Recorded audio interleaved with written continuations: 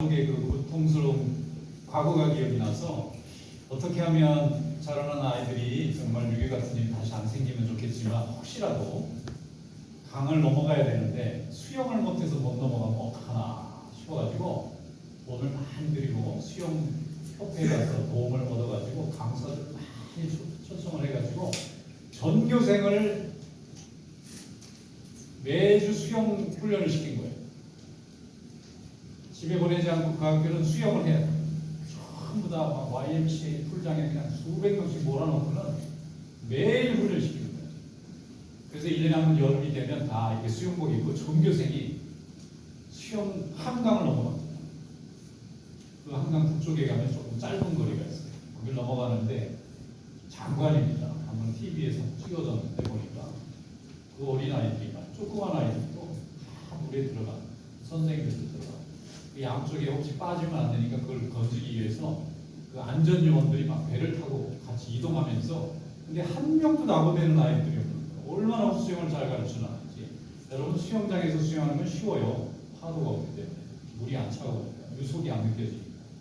그런데 강에서 수영하는 건 다릅니다.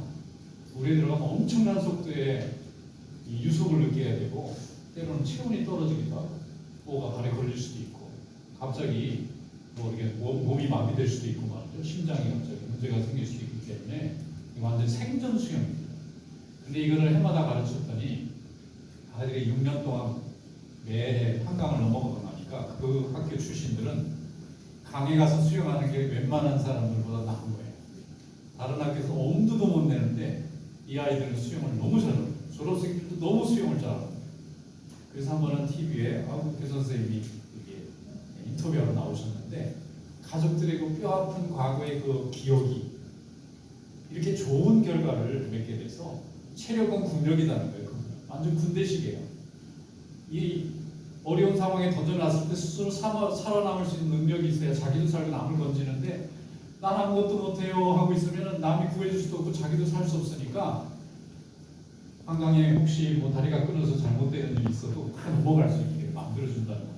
그분의 그 아픈 기억이 오히려 좋은 유익이 돼서 이 후세들한테는 건강한 체력을 만들 수 있고 좋은 수영 실력을 만들 수 있도록 이렇게 만들어준 겁니다.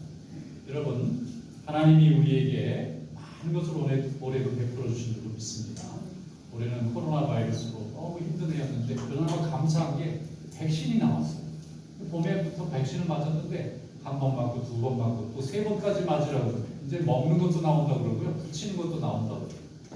너무 감사한 일이에요. 이 바이러스는 미생물이기 때문에 자기들이 하고 싶은 대로 환경만 되면 어디든지 번져나갑니다. 사람 사이도 번져나가고 동물 사이도 번져나가는데, 그래도 하나님께서 우리들을 사랑하셔서 치료제가 나오게 하시고 이걸 통해서 우리가 일상을 회복할 수 있는 가능성을 하나님이 열어주셨지 않습니까? 그래서 올해는 정말 감사한 일이 너무 많은 거예요. 생각해보면 우울하고 힘든 한 해였습니다. 아무것도 여행할 수 없고 함부로 사람을 만나러 갈 수도 없고 너무 힘들었는데 불구하고 우리 마음에 하나님께서 주신 감사를 가지고 있으니까 올 한 해도 빛나는 한 해가 된 줄로 믿습니다. 오늘 신명기의 말씀에 보면 하나님께서 이스라엘 백성들이 광야 40년을 마치는 순간에 다 광야에 모아놓고 하나님께서 말씀을 주셨는데 무엇을 주셨느냐면 지난 40년간 하나님이 우리와 함께한 은혜를 기억하자. 리멤버 하자. 무엇을 기억하느냐면 우리의 고난과 고통을 기억하는 것이 아니라 그 속에서 하나님이 우리를 얼마나 기쁘게 생각하시고 지켜주시는지 하나님의 은혜를 기억하자는 것입니다. 하나님 말씀 다 같이 한번 열어보겠습니다. 신명기 8장 2절로 3절 말씀입니다. 우리 함께 읽어보겠습니다.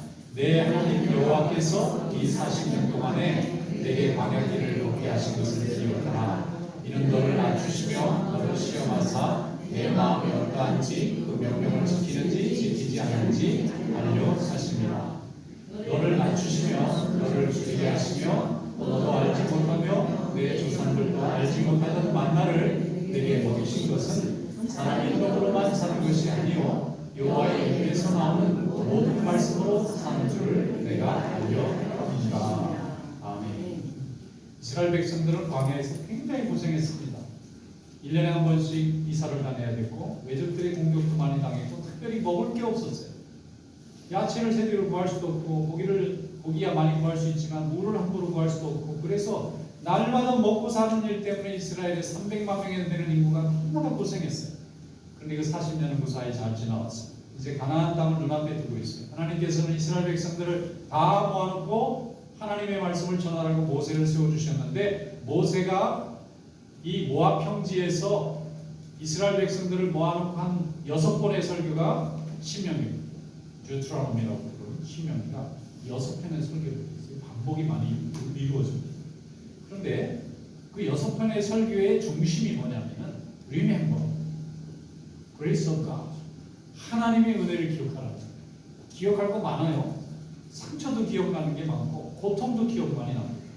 물이 없어서 아우성 치던 순간이 있었고, 먹을 것이 없어서 아우성 치던 순간이 있고, 나중에는 너무 무서워서 애굽으로 출애굽을 했는데 다시 되돌아가자고 모세가 아론을 내버려 두고 새로운 지도자를 뽑아서 돌아가자고 내란이 일어난 적도 있어요. 얼마나 힘들었으면 그렇게 다퉜겠습니까? 하나님 주신 약속의 땅을 향해 달려가던 사람들이 중단하고 멈출 정도로 절망하고 힘든 순간이 있었는데, 오늘 이 하나님의 말씀은 무엇인가 하면은, 하나님께서 이 광야에 우리에게 고통을 주셨던 것은 두 가지 목적이 있다. 첫째는 우리를 겸손하게 하시고, 이건 낮추시려고 했다. 하나님이 우리가 높아지면 왜 안 되냐면, 높아지면 인간의 정욕과 바벨탑밖에는 안 나옵니다. 그런데 우리가 겸손하면 하나님의 은혜가 임합니다. 우리가 살 수 있는, 우리같이 연약한 피조물이 이 땅에서 살아갈 수 있는 유일한 힘은 하나님이 거저 내려주시는 은혜밖에 없습니다. 우리의 능력으로 세울 수 있고 우리의 능력으로 지킬 수 있는 것은 세상에 아무것도 없습니다. 하나님이 도와주시고 인도해 주시고 보호해 주시지 않으면 우리는 아무것도 할 수 없는 매우 연약한 존재들이에요. 그런데 이런 연약한 존재가 교만하기까지 하면 축복이 다 날아갑니다. 하나님이 우리에게 복을 주실 수가 없어요. 그래서 우리를 겸손하게 하시려고 하는데, 인간은 모든 것이 풍족하면 잘 겸손해지지 않습니다. 그래서 좀 부족하게 하셨다. 일부러 배고프게 만드시고, 일부러 힘들게 만드시고, 일부러 고난 속을 걷게 하셨다는 것입니다. 그래서 날마다 하나님의 은혜를 누리게 하셨습니다. 낮에는 구름 기둥으로 불을 막아주고 뜨거운 기온을 막아주고, 밤에는 불 기둥으로 따뜻하게 만들어 주셨습니다. 거기다 또 만나를 주셨습니다. 만나는 무슨 뜻이냐면 이게 뭐지? 라는 뜻이에요. 이게 뭐지? 광야에 나갔는데 먹을 게 없어서 고통받고 있을 때에 무슨 가루나 씨 같은 게 떨어져 있는데 그걸 가지고 가서 음식을 먹으면 일용할 양식이 되는 거예요. 그런데 그 외에는 먹을 게 없으니까 굉장히 맛없는 식사였을 겁니다. 그런데 그들은 그때 맛있게 먹었어요. 왜냐하면 그거라도 먹지 않으면 죽으니까. 그래서 만나를 통해서 하나님이 이스라엘 백성들에게 가르치고자 하셨던 말씀은 사람이 떡으로 사는 것이 아니라 하나님의 말씀으로 사는 것을 느끼게 하시려고 합니다. 여러분, 오늘도 하나님 우리에게 일용할 양식을 주신 이유는 우리가 음식으로 사는 존재가 아니고 말씀으로 사는 존재라는 것을 깨닫게 하시려고 오늘 우리가 일용할 양식을 받은 줄로 믿습니다.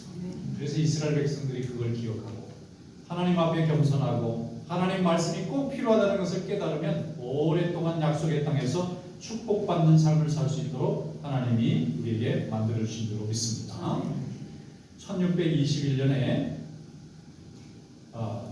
청교도들이 처음 미국에 왔을 때도 그렇고, 또 우리 이민자들이 미국에 처음 왔을 때도 그렇고, 어디든지 새로운 환경에 오게 되면은 모든 것이 불편합니다.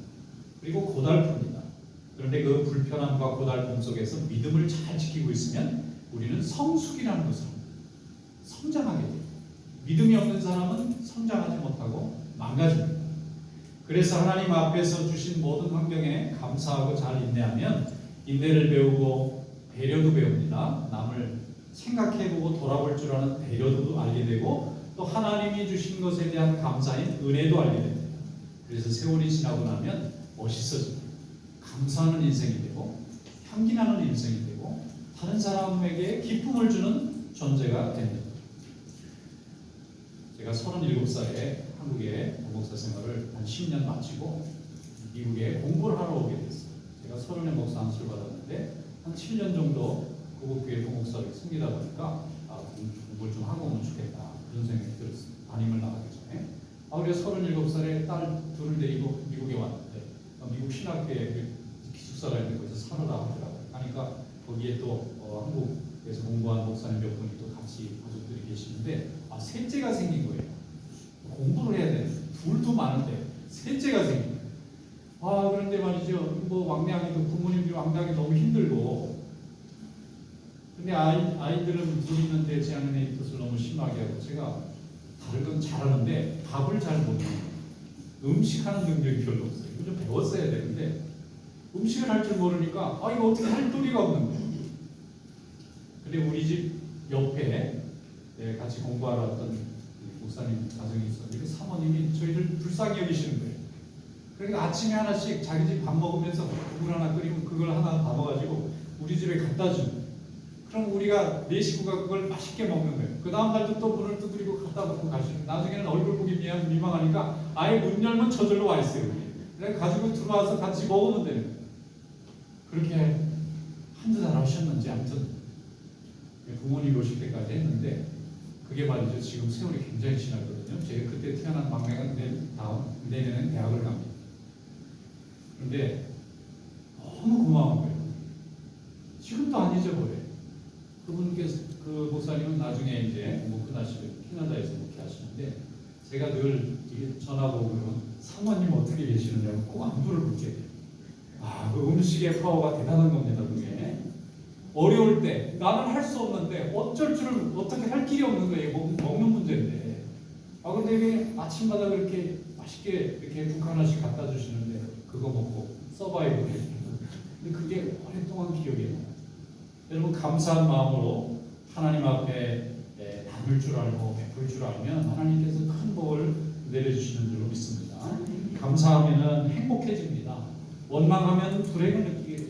원망과 불행이 우리를 이 어려운 가운데 이끌어가는 거예요. 사실 하나님이 우리에게 모든 것을 다 베풀어 주셨어요. 그래서 날마다 감사하고 감사를 이웃들 위해 하나님에게 표현할 수 있는 감사의 존재가 되면 주님께서 우리를 복주시고 은혜 가운데 인도해 주실 줄로 믿습니다. 청교도들이 처음 추수감사 예배를 1621년에 처음 드렸어요. 근데 그들이 첫 수확을 얻어서 하나님 앞에 감사를 드릴 때 그들의 환경은 감사할 만한 환경이 아니었어요. 배 타고 건너온 사람 중에 1년 동안에 절반이 목숨을 잃었어요. 이유도 모르는 이유로 지금 같은 이런 병이었나 봅니다. 질병으로 계속 가족들이 쓰러져가고 묘지를 세우는데 그 첫 수확을 얻었는데 그걸 감사합니다. 고난 중에 감사한 그 믿음을 하나님이 받으셨습니다. 그래서 이 나라를 이 땅을 축복해 주신 줄로 믿습니다. 우리 민족도 감사할 고백이 너무나 많아요. 지난 100년 전에 우리의 역사를 바라보면 우리는 보통의 역사였습니다. 일본이 너무 강해져서 일본이 강해지면 좀 선한 일을 했으면 좋은데 제국주의로 돌변해 버렸어요. 제국주의는 억지로 남의 땅을 빼앗는 것입니다. 그래서 일제 35년 동안 우리가 얼마나 종로릇을 하고 고통을 받았습니까? 끝나자마자 이제 아주 살 것 같다 그랬는데 해방되고 5년 만에 전쟁이 일어났어요. 그래서 동족 간에 얼마나 많은 사람들이 피를 흘리고 고통을 받았습니까? 우리는 그때 희망이 없는 민족이었어요. 어떤 미국의 기자가 한국에 폭격으로 파괴된 땅을 보면서 이 나라가 다시 서기는 어렵겠다고 말했던 땅입니다. 남들이 볼 때 객관적으로 불가능한 나라였어요. 내전에다가 모든 인프라가 다 부서졌어요. 그런데 우리가 붙잡았던 게 있습니다. 교회가 있었어요. 그래서 하나님 앞에 기도했습니다. 전쟁 중에 기도했더니 하나님이 나라를 회복시켜 주시고 16개나 되는 나라가 유해군을 만들어 가지고 우리나라 지켜주겠다고 올 정도로 너무 축복을 많이 받았어요. 그래서 지금 100%도 모자랍니다. 각 나라에 도와줘도 모자라요.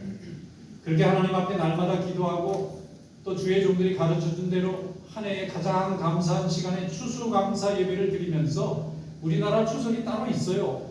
신라 때부터 고조선 때부터 지킨 추석이 따로 있는데도 교회는 추수감사주의를 별도로 또 정해서 감사하는 날을 또 열심히 하나님 앞에 드렸어요.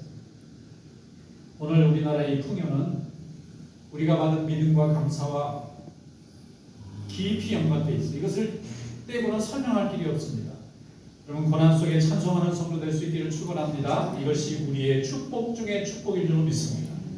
시편 136편 23절에 말씀합니다. 우리를 비천한 가운데서도 기억해 주신 이에게 감사하라 그 인자심이 영원함이로다. 25절에는 모든 육체에게 먹을 것을 주신 이에게 감사하라 그 인자심이 영원함이로다 그랬습니다. 감사하는 사람 곁에 늘 사람이 모여요. 왜 그런 줄 아십니까? 베풀기 때문에. 이거 내 거라고 생각하지 않기 때문에. 이건 하나님이 내가 아무 노력 안 했는데 거저 주신 거다 라는 선물이라는 고백이 있어요. 그러니까 남에게 줄 때도 내 것을 준다는 개념이 없어요. 내가 선물로 받았으니까 남도 선물로 나눠줄 수 있는 거예요. 그래서 감사할 줄 아는 사람 옆에는 가정이 서고 그 다음에 공동체가 서고 나라가 서는 것입니다. 감사하는 민족이 축복받는 것입니다. 우리 민족은 감사 잘해서 축복받았어요. 구약의 이스라엘 백성들은 추수 때나 양털 깎는 날이 되면 주변의 모든 사람들을 다 불러서 먹을 것을 많이 나눠줬어요. 농사 짓는 사람은 추수날이 이게 수확을 하는 날이고 유목민들은 그 양을 키워가지고 양털을 깎는 날에 이게 추수감사하는 거랑 똑같아요. 근데 그때의 사람들이 오면 모든 사람들에게 나눠주고 심지어는 나그네도 주고 또 구걸하는 사람도 다 나눠주고 먹을 것이 없는 사람들에게 나눠주는 것을 의무로 생각했어요. 하나님 앞에 감사할 줄 아는 자는 하나님 물질도 막 부어주세요. 왜냐하면 감사하면서 나눠줘야 되니까. 레위기에 보면은 첫 수확의 제일 첫 단은 제사장에게 가져오라 했습니다. 그리고 하나님 앞에 예배를 드리고 감사 예배를 드린 다음에 먹으라고 했어요. 하나님 앞에 감사하고 우리가 먹는 것 이게 날마다 우리가 식사 기도하는데 그 포함되어 있잖아요. 하나님 앞에 기도하고 밥을 먹잖아요. No prayer, no food. 우리 이렇게 고백하잖아요. 무엇이든 내 몸에 들어가는 음식은 먼저 하나님 앞에 잠깐 감사하고 먹는 거 이게 몸에 배면은 모든 삶이 그런 감사 속에서 있게 되는 줄로 믿습니다.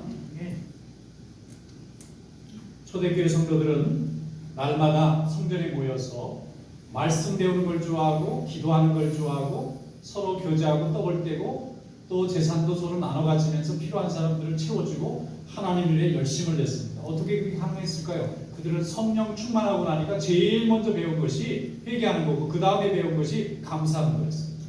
성도들이 하나님 앞에 축복받았다는 것은 회개잖아요. 감사하는 것에 있는 줄로 믿습니다. 하나님께서 여러분을 은혜 가운데 인도하셔서 구원의 열매, 생명의 열매가 풍성한 삶이 이루어지시기를 주님의 이름으로 축원합니다. 어떤 권사님이 계셨는데 일찍 남편을 여의고 자녀들을 여러 명 데리고 살게 되었는데 너무 힘들게 사시는 거예요. 열심히 노력해도 항상 부족해. 아이들 공부시켜야 돈이 너무 많이 드는 거예요. 그런데 추수감사주일 때만 되면 굉장히 큰 헌금을 하는 거예요. 나중에 자녀들이 알고 난리가 났어요. 어머니 우리 먹을 것도 부족한데 그걸 거기 갖다 주면 어떡해요? 근데 어머니가 그렇지 않다. 하나님이 주신 은혜다. 이해를 못 해가지고 나중에 막 화가 나는 거잖아요. 근데 세월이 지나서 자녀들이 결혼하고 자녀가 된 다음에 어머니의 마음을 이해했어요. 남편 없이 자녀를 키우는 얼마나 무서워요. 날마다 근심 걱정이 떠나지 않는 거예요. 자녀들이 집에 나갔다 밤에 돌아올 때까지 자기는 힘이 없는데 아이들 어떻게 지켜주나. 그래가지고 하나님 앞에 날마다 기도했는데 그해 건강히 아이들이 잘 크는 겁니다. 그러면 어머니가 누구에게 감사하는 거예요? 자기의 기도를 날마다 하나님이 응답해 주셨다는 걸 생각하고 하나님 앞에 감사를 드립니다. 이걸 나중에 자녀들이 커서 깨달을 거예요. 그래서 어머니가 했던 것처럼 똑같이 따라하는 거예요. 다 자녀들. 여러분 믿음은 가르쳐서 되는 것이 아니라 보여주는 것입니다. 하나님 앞에 우리의 삶을 보여주는 것입니다. 그러면 자녀들이 보고 해요. 굳이 얘기할 거 없습니다. 다 알게 됩니다. 하나님이 축복해 주십니다. 빌립보서 4장 6절로 7절에 말씀합니다. 아무것도 염려하지 말고 다만 모든 일에 기도와 간구로 너희 구할 것을 감사함으로 하나님께 아뢰라. 그리하면 모든 지각에 뛰어난 하나님의 평강이 그리스도 예수 안에서 너희 마음과 생각을 지키시리라. 감사로 염려를 이기는 성도 되시길 축원합니다. 자꾸 염려가 되고 걱정이 되고 불안하고 막 무섭고 그러면요 감사하세요. 찬송하세요. 그러면 하나님이 여러분의 마음과 생각을 지켜주신다 하지 않습니다. 마귀는 우리를 염려로 붙잡는 존재예요. 우리가 걱정하고 두려워할 때 마귀가 역사하고 있는 거예요. 그때 우리가 삐걱 생각 잘못하고 판단이 잘못하면 가정이 무너지고 자녀가 무너지고 인생이 무너지는 거예요. 그러나 성령께 우리가 간구하고 기도하면 감사로 나가면 성령께서 우리를 지켜주십니다. 우리의 마음과 생각을 지켜주시는 분은 우리 마음에 거하시는 성령 하나님께서 지켜주시는 것입니다. 골로새서 3장 17절에 말씀합니다. 또 무엇을 하든지 말이나 일이나 다 주 예수의 이름으로 하고 그 그를 힘입어 하나님 아버지께 날마다 감사하여 하나님께 영광 돌리고 모든 이들에게 하나님의 은혜를 나누는 귀한 삶이 될 수 있기를 주님의 이름으로 축원합니다. 기도하겠습니다. 하시고